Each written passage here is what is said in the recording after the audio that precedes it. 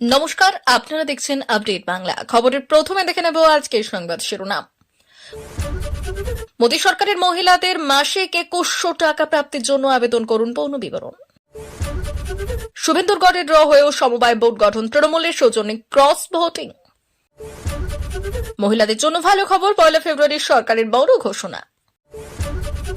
মাত্র দুদিন সময়, এবার স্বাস্থ্য ভবনকে ডেডলাইন বেঁধে দিল নবান্ন। মূল্যে চাকরির প্রশিক্ষণ, সঙ্গে মাসে 5000 টাকা, বেকার যুবক যুবতীদের জন্য সুসংবাদ। পাঁচ আটা দালাল, সুযোগ পেয়ে ইউনূসকে ধুয়ে দিলেন হাসিনা, বাংলাদেশে ফের শুরু হয়েছে। দিকে কূটনৈতিক চাপ, খালেদা জিয়ার পুত্রকে আমন্ত্রণ করলেন ট্রাম্প। 29 লক্ষ মহিলা, নতুন বছরে রাজ্যের লক্ষ্মীর ভান্ডার নিয়ে বড় খবর, বাড়ছে ভাতার টাকা। দিল্লি নির্বাচনে মুখ্যমন্ত্রী হিসেবে কাকে বাছছেন মোদী সহ জানিয়ে দিলেন। আসছি বিস্তারিত খবরে। পশ্চিমবঙ্গের মতো কেন্দ্র মহিলাদের জন্য নতুন সাহায্য স্কিম চালু করেছে। মহিলা সম্মান স্কিমের আওতায় 18 বছর বয়সী মহিলারা প্রতি মাসে 2100 টাকা পাবেন। মমতা ও মোদীর মধ্যে প্রতিযোগিতা চলছে। মমতা সরকার তার শাসনকালে বিভিন্ন প্রকল্প শুরু করেছে, এখন মোদী সেই একই পথ অনুসরণ করছেন। পশ্চিমবঙ্গে মমতা সরকার অনেক সাহায্য স্কিম চালু করেছে, যেমন কন্যাশ্রী, যুবশ্রী, বৃদ্ধাবস্থা সাহায্য এবং লক্ষ্মীর ভান্ডার। রাজ্যের মহিলাদের জন্য মাসে 1000 টাকা এবং জাতিগত মহিলাদের জন্য 1200 টাকা মাসে প্রদান করছেন মুখ্যমন্ত্রী। এখন মোদী সরকারের মহিলাদের জন্য 2100 টাকা মাসিক সাহায্য স্কিম শুরু হতে চলেছে। মহিলা সম্মান স্কিম শুরু হচ্ছে। এই স্কিমে মহিলাদের মাসে 2100 টাকা প্রদান করা হবে। 18 বছর বয়স পূর্ণ হলেই মোদী সরকার 2100 টাকা দেবে। এই সাহায্য স্কিমের জন্য আবেদন করার পদ্ধতি দেখুন। 18 বছর বয়স পূর্ণ হলে মহিলা সম্মান স্কিমে আবেদন করা যাবে। যদি আপনি এই দেশের স্থায়ী নাগরিক হন, তাহলে মহিলা সম্মান স্কিমের সাহায্য পাবেন। মহিলা সম্মান স্কিমের জন্য নিবন্ধন ইতিমধ্যেই শুরু হয়েছে। মহিলা সম্মান স্কিমের ওয়েবসাইটে গিয়ে আবেদন করুন অথবা সাধারণ সেবা কেন্দ্রে গিয়ে আবেদন করতে পারেন। তবে আবেদনকারী নিজস্ব ব্যাংক অ্যাকাউন্ট থাকতে হবে, তবেই মহিলা সম্মান স্কিমে আবেদন করা যাবে। তবে আবেদনকারীর তথ্য প্রথমে যাচাই করা হবে, এরপর মহিলা সম্মান স্কিমের টাকা প্রদান করা হবে। এখন মোদী সরকার লক্ষ্মীর ভান্ডার থেকে দ্বিগুণ পরিমাণ টাকা দিচ্ছে। কাঁথি সমবায় নির্বাচনের পর এবার নন্দীগ্রাম। ড্র হয়ে যাওয়া সমবায় নির্বাচনে বোর্ড গঠন, তৃণমূল কংগ্রেস জোর লড়াই দিয়ে শেষে ধরাশায়ী বিজেপি। নন্দীগ্রাম 2 নম্বর ব্লকের টাকাপুরা সমবায় কৃষি উন্নয়ন সমিতির পরিচালক মণ্ডলের নির্বাচনে ক্রস ভোটিং এর অভিযোগ। জয় পরেই উল্লাসে মেতে ওঠেন তৃণমূল কর্মী ও সমর্থকরা। ডিসেম্বর মাসের শুরুতে নন্দীগ্রাম 2 নম্বর ব্লকের টাকাপুর সমবায় কৃষি উন্নয়ন সমিতির প্রতিনিধি নির্বাচন হয়। সেখানে বিজেপিও সঙ্গে জোর টক্কর দেয় তৃণমূল। আর এই সমবায়ের মোট আসন সংখ্যা 44টি, যার মধ্যে 22টি করে আসন জেতে উভয় দলে। শনিবার পরিচালক নির্বাচনের জন্য 12টি আসনের ভোটাভুটি হয়। এই সমবায়ের বোর্ড সদস্য সংখ্যা 12টি।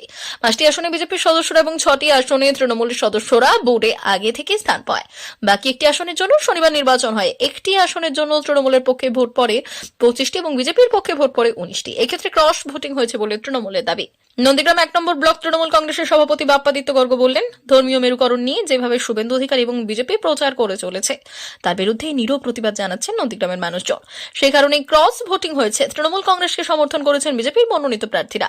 উল্লেখ্য, এই সমবায় আহমেদাবাদ গ্রাম পঞ্চায়েতের অন্তর্গত যে পঞ্চায়েত একটুর জন্য হাতছাড়া হয় তৃণমূল কংগ্রেসের। ফলে বিজেপির গ্রাম পঞ্চায়েত এলাকায় তৃণমূলের বোর্ড গঠনে বাড়তি অক্সিজেন পাচ্ছে শাসক শিবির। শনিবার বোর্ড গঠন ঘিরে পুলিশের নিরাপত্তা ছিল চোখে পড়ার মতো। নন্দীগ্রাম 2 নম্বর ব্লক তৃণমূল কংগ্রেসের সভাপতি সুনীল জানা বললেন, এর থেকে প্রমাণিত হলো মানুষ আমাদের সঙ্গে আছেন। মানুষকে ভাওতা দিয়ে বেশি দিন চলে না। আগামী দিনে নন্দীগ্রাম থেকে বিজেপি শূন্য হয়ে যাবে। কেন্দ্রীয় অর্থমন্ত্রী নির্মলা সীতারামন 1 ফেব্রুয়ারি কেন্দ্রীয় বাজেট পেশ করবেন। এই প্রক্রিয়ায় নির্মলা সীতারামন মহিলাদের জন্য অনেক ঘোষণা করতে পারেন এমন খবর পাওয়া যাচ্ছে। মহিলা সম্মান সেভিংস সার্টিফিকেট স্কিম এই বছরের মার্চে শেষ হতে চলেছে, তাই এটি বাড়ানোর ঘোষণা হতে পারে। মহিলাদের ওপর করের বোঝা কমানোর জন্য একটি পরিকল্পনা হতে পারে। কয়েক বছর আগে আয়কর থেকে মহিলাদের দেওয়া ছাড় সরকার বাতিল করে দিয়েছিল। কর বিশেষজ্ঞদের মতে মহিলাদের ওপর করের বোঝা কমানোর জন্য সরকার আবার ঘোষণা করতে পারে। মহিলাদের জন্য আয়কর ছাড়ের সীমা বাড়ানো হতে পারে। বর্তমানে নতুন আয়কর ব্যবস্থার আয়কর ছাড়ের সীমা 3 লক্ষ টাকা। পুরনো আয়কর ব্যবস্থা এটি 2.5 লক্ষ টাকা ছিল। এটি পুরুষ এবং মহিলা উভয় গ্রাহকের জন্য। কেন্দ্রীয় অর্থমন্ত্রী নির্মলা সীতারামন মহিলাদের জন্য বিশেষ আয়কর ছাড় সীমার ঘোষণা করতে পারেন। মহিলা সম্মান সেভিংস সার্টিফিকেট স্কিম কেন্দ্রীয় অর্থমন্ত্রী নির্মলা সীতারামন 2023 সালে মহিলাদের জন্য একটি বিশেষ সঞ্চয় স্কিমের ঘোষণা করেছিলেন। মহিলা সম্মান সেভিংস সার্টিফিকেট স্কিম এই বছর মার্চে শেষ হতে চলেছে। এই স্কিমে জমাতে 7.5% সুদ পাওয়া যাবে। এটি একটি ছোট সঞ্চয় স্কিম, যার উদ্দেশ্য মহিলাদের সঞ্চয় করতে উৎসাহিত এবং প্রেরিত হয়। এই স্কিমে সর্বনিম্ন জমা 1 লাখ টাকা এবং সর্বাধিক জমা 2000 টাকা। প্রতি 3 মাস সুদ পাওয়া এই স্কিমের বৈশিষ্ট্য। হাতে রয়েছে মাত্র দুদিন, এর মধ্যে রিপোর্ট জমা দেওয়ার নির্দেশ দিয়েছে নবান্ন। মুখ্যমন্ত্রী মমতা বন্দ্যোপাধ্যায়ের নির্দেশে স্বাস্থ্য ভবনের থেকে এই রিপোর্ট চাওয়া হয়েছে বলে খবর। মেদিনীপুর মেডিকেল কলেজ হাসপাতালে বিষাক্ত স্যালাইনের কারণে প্রসূতি মৃত্যুর ঘটনায় এই রিপোর্ট চেয়েছে রাজ্যের প্রধান প্রশাসনিক ভবন। স্বাস্থ্য ভবন সূত্রে জানা গিয়েছে, প্রসূতি মৃত্যুর ঘটনার পর শনিবার মেদিনীপুর মেডিকেল কলেজ পরিদর্শন করেন স্বাস্থ্য দপ্তরের 13 জন তদন্তকারী। জানা যাচ্ছে, সংশ্লিষ্ট মেডিকেল কলেজ হাসপাতালের অধ্যক্ষ এবং সুপারের সঙ্গে দীর্ঘক্ষণ বৈঠক করেন তারা। সেটার ভিত্তিতে বানানো হয়েছে রিপোর্ট। রবিবারের মধ্যে সেই রিপোর্ট নবান্নে জমা দেওয়া হতে পারে। বিষাক্ত স্যালাইনের জেরে প্রসূতি মৃত্যুর ঘটনায় সরগরম রাজ্য। অভিযোগ, মৃত মামুনি রুই দাসকে নিষিদ্ধ রিঙ্গার ল্যাকটেট স্যালাইন দেওয়া হয়েছিল, তার জেরেই এই প্রসূতির প্রাণ গিয়েছে। আর এই অভিযোগ ওঠার পর সঙ্গে সঙ্গে সংশ্লিষ্ট স্যালাইনের পাশাপাশি পশ্চিমবঙ্গ ফার্মাসিউটিক্যালসের বানানো 10টি ওষুধ নিষিদ্ধ করা হয়েছে। এবার জানা গেল, স্বাস্থ্য ভবনের থেকে রিপোর্ট চেয়েছে নবান্ন। সেই রিপোর্টে জমা দেওয়ার পর খোদ মুখ্যমন্ত্রী মমতা বন্দ্যোপাধ্যায় তা খতিয়ে দেখবেন বলে খবর। কয়েক মাস আগে চরম আন্দোলনের মুখে পড়ে বাংলাদেশের মসনদ থেকে সরে গিয়েছেন শেখ হাসিনা। তবে বাংলাদেশে না থাকলেও কি হবে, ওপার বাংলার প্রাক্তন এই প্রধানমন্ত্রীর দাপট কিন্তু একটুও কমেনি। এবার সরাসরি আক্রমণ করলেন মোহাম্মদ ইউনূসকে। শুধু তাই নয়, কটাক্ষ করলেন পাকিস্তানের পাঁচটা দালাল বলেও। পাকিস্তানের বাংলাদেশের প্রাক্তন প্রধানমন্ত্রীর কথায়, ইউনূস মিয়া মুক্তিযুদ্ধে পরাজিত শক্তি পাকিস্তানের পাচার। আর দেশের অবস্থা এমন করেছে যে মানুষ কুকুরের সঙ্গে ডাস্টবিনের খাবার খেতে বাধ্য হচ্ছে। পাশাপাশি হাসিনার আরও সংযোজন। এ কোন বাংলাদেশ? আমি তো এই বাংলাদেশে আমি রেখে আসিনি। একই সঙ্গে হাসিনার বাংলাদেশের সঙ্গে এখনকার সময় সোনার বাংলার কি দশা, সেই ফারাকও তুলে ধরেন। শুক্রবার দিল্লি থেকে টেলিফোনে আওয়ামী লীগের ইতালি শাখার নেতা কর্মীদের উদ্দেশ্যে হাসিনা বক্তব্য রাখেন। বাংলাদেশের জাতির জনক তথা প্রথম রাষ্ট্রপতি শেখ মুজিবুর রহমানের স্বদেশ প্রত্যাবর্তন দিবস উপলক্ষে এই সভার আয়োজন করা হয়েছিল। 1972 সালের 10 জানুয়ারি স্বাধীন বাংলাদেশে ফিরেছিলেন মুক্তিযুদ্ধের সময় পাকিস্তানে জেলে আটকে থাকা শেখ মুজিব। প্রত্যেক বছর এই দিনটি বঙ্গবন্ধুর প্রত্যাবর্তন দিবস হিসেবে পালন করে থাকে আওয়ামী লীগ। এবার ঢাকার ধানমন্ডিতে মুজিবের বাড়ি এবং টুঙ্গিপাড়ায় তার সমাধিতে শ্রদ্ধা জ্ঞাপনের পাশাপাশি হাসিনার ভাষণ ছিল এক গুরুত্বপূর্ণ কর্মসূচি। আওয়ামী লীগ সভাপতির কথায় অনেক হয়েছে, আর এই সময় দেওয়া যায় না। এবার ইউনূসকে বিদায় দিতে হবে। সবাই সংকল্প নিন, পথে নামুন। বঙ্গবন্ধুর স্বদেশ প্রত্যাবর্তনের মাস অর্থাৎ চলতি জানুয়ারিতেই ইউনূসকে হটানোর ডাক দেন হাসিনা। এদিকে হাসিনা সরকার পড়ে যাওয়ার পর গদিতে ইউনূস বসলেও বাংলাদেশের সার্বিক পরিস্থিতির কোন রকম উন্নতি মেলেনি। তাহলে সব মিলিয়ে ফের উত্তাল হয়ে উঠেছে বাংলাদেশ। এদিকে আওয়ামী লীগের নেতা আরো বললেন, ইউনূসের মূল উদ্দেশ্যই হলো দেশটাকে জঙ্গি রাষ্ট্র বানানো। পাশাপাশি তার সংযোজন, এটা আমার মুখ বুঝে মেনে নিতে পারি না। অন্তর্বর্তী সরকার মুক্তিযুদ্ধের যাবতীয় অর্জন বিনষ্ট করেছে। মুক্তিযোদ্ধাদের গলায় জুতোর মালা পরবে, এ আমরা সহ্য করব না। ওদেরও জুতোর মালা পরিয়ে বিদায় করব। গণবিক্ষোভে বাংলাদেশ থেকে ক্ষমতাচ্যুত শেখ হাসিনা ভারতে আসছিল। তার মূল প্রতিপক্ষ প্রাক্তন প্রধানমন্ত্রী খালেদা জিয়ার পুত্রকে আমন্ত্রণ জানালেন ডোনাল্ড ট্রাম্প। কূটনৈতিক মহলের বিশ্লেষণ, ভারতকে চাপে রাখছেন ট্রাম্প। মার্কিন সরকার তাদের বাংলাদেশ নীতিকে বিএনপিকে এবার বেশি প্রাধান্য দেবে। আর ভারত থাকছে শেখ হাসিনা তথা আওয়ামী লীগের প্রতি সহানুভূতিশীল। বিএনপির শীর্ষ নেতারা ট্রাম্পের সঙ্গে ব্রেকফাস্ট করবেন। গণবিক্ষোভে বাংলাদেশ থেকে ক্ষমতাচ্যুত শেখ হাসিনা ভারতে আসছিল।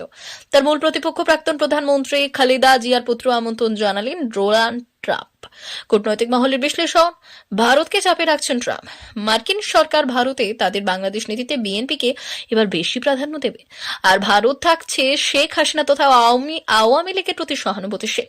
আন্তর্জাতিক সংবাদ প্রতিষ্ঠান ডিডব্লিউটি জানিয়েছে, মার্কিন যুক্তরাষ্ট্রের নির্বাচিত প্রেসিডেন্ট ডোনাল্ড ট্রাম্প আগামী মাসে ওয়াশিংটনে ন্যাশনাল প্রেয়ার ব্রেকফাস্ট অনুষ্ঠানে যোগ দিতে বিএনপির ভারপ্রাপ্ত চেয়ারম্যান তারেক রহমান, মহাসচিব মির্জা ফখরুল ইসলাম আলমগীর এবং স্থায়ী কমিটির সদস্য আমির খাসরু মাহমুদ চৌধুরীকে আমন্ত্রণ জানিয়েছেন।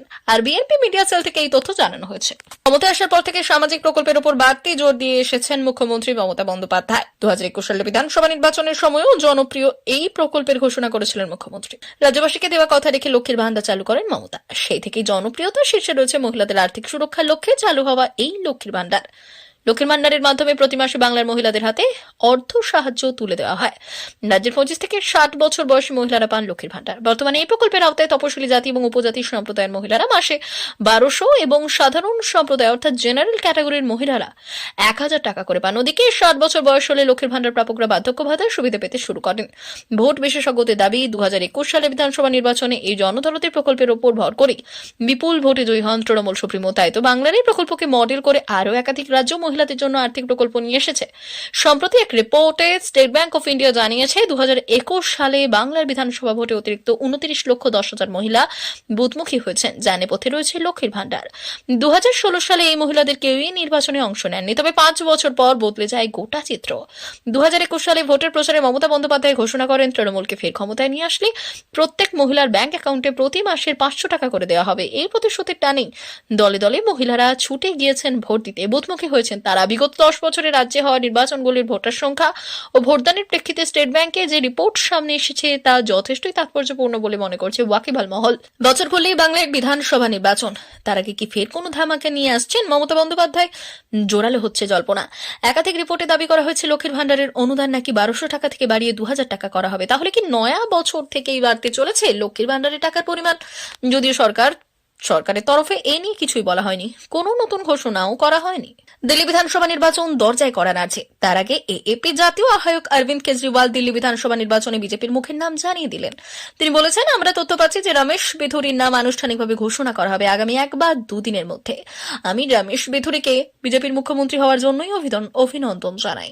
সাংসদ থাকাকালীন দিল্লির উন্নয়নে কি করেছেন তা রমেশ বেথুরিকে বলতে হবে। দিল্লির প্রতি তার দৃষ্টিভঙ্গি কি, তার নাম আনুষ্ঠানিক ঘোষণার পর দিল্লির মানুষের সামনে বিজেপি এবং এএপির মুখ্যমন্ত্রী প্রার্থীদের মধ্যে বিতর্ক হওয়া উচিত। সাহিত্য সম্রাট বঙ্কিমচন্দ্র চট্টোপাধ্যায়ের বসতে ভিটে হিসেবে না উত্তর 24 পরগনা জেলার গঙ্গা তীরের প্রাচীন জনপদ নৈহাটি আরও নানা কারণে সমৃদ্ধশালী।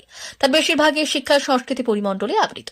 দেশের বহু কৃতির সন্তানের পদধূলি পড়েছে এখানে। তাদের মধ্যে অন্যতম ছিলেন পণ্ডিত হরপ্রসাদ শাস্ত্রী, সাহিত্যিক সমরেশ বসু এবং গায়ক শ্যামল মিত্র। নৈহাটিতে সমরেশ বসু এবং শ্যামল মিত্রের বসত ভিটের একটি ইটের চিহ্ন এখন আর অবশিষ্ট নেই। একমাত্র পণ্ডিত হরপ্রসাদ শাস্ত্রীর বাড়িটি কোনো ক্রমে টিকে রয়েছে নৈহাটির শাস্ত্রীপাড়া রোডে।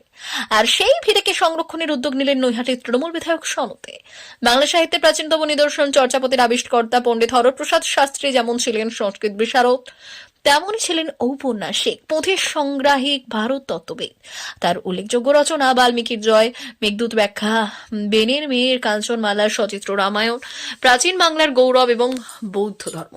এশিয়াটিক সোসাইটির সভাপতি থাকার পাশাপাশি তিনি 12 বছর বঙ্গীয় সাহিত্য পরিষদের সভাপতি এবং লন্ডনের রয়্যাল এশিয়াটিক সোসাইটির সাম্মানিক সদস্য ছিলেন। 1911 সালে ব্রিটিশ সরকার তাকে company of the Indian empire উপাধি প্রদান করেন। স্বনামধন্য এই বঙ্গ সন্তানের নৈহাটির বাড়িতে এসেছিলেন পণ্ডিত ঈশ্বরচন্দ্র বিদ্যাসাগর। সেই ঐতিহ্যমণ্ডিত ইতিহাস সমৃদ্ধ ভবন এখনো রয়েছে। তাকে হেরিটেজ ঘোষণা করার জন্য সম্প্রতি আবেদন জানান সনতে।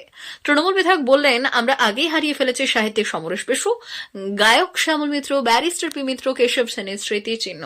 বর্তমানে থাকার মধ্যে রয়েছে পণ্ডিত হরপ্রসাদ শাস্ত্রীর বাড়ি। তাকে রক্ষা করার উদ্যোগ গ্রহণ করেন রাজ্যের মুখ্যমন্ত্রী মমতা বন্দ্যোপাধ্যায়কে চিঠি দিয়েছে। আশা করি সরকার এই বিষয়ে সদর্থক উদ্যোগ গ্রহণ করবে। আসলে মাসখানেক আগে থেকেই পণ্ডিত হরপ্রসাদ শাস্ত্রীর এই বাড়িটি প্রমোটিং এর জন্য অনেক অসাধু চক্রের নজরে পড়েছে বলে অভিযোগ উঠেছে। এই নিয়ে ক্ষোভও উগরে দিয়েছেন স্থানীয়রা। আর তাদের বক্তব্য নিয়ে রাজ্য বিজেপির নেত্রী ফাল্গুনী পাত্রের অভিযোগ, হরপ্রসাদ শাস্ত্রীজির বাড়ি মানে ইতিহাস।